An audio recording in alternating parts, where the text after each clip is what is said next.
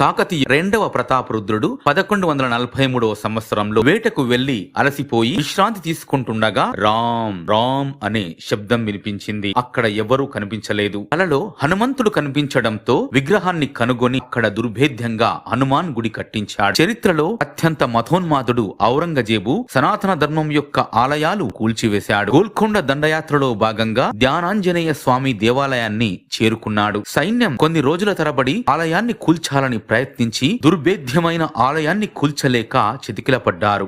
ఔరంగజేబు స్వయంగా తానే కూల్చాలని గుణపాన్ని తీసుకొని రాయిపై బలంగా కొట్టాడు. వెంటనే ఉలిక్కిపడ్డాడు. పిడుగులాంటి శబ్దం. ఆ శబ్దంతో పాటే మాటలు. తోడ్నా హేతో కరో మాన్ ఘాట్ అంటే మీరు ఈ ఆలయాన్ని చిన్నం చేయాలనుకుంటే హృదయాన్ని కఠినతరం చేసుకోండి. ఆ మాటలు విన్న ఔరంగజేబు నిలువెల్లా వణికిపోయాడు. వెనుదిరిగి చూడకుండా పారిపోయాడు. నాటి నుండి హర్మన్ ఘట్ దేవాలయంగా పూజలందుకుంటున్నాడు ఆంజనేయ స్వామి.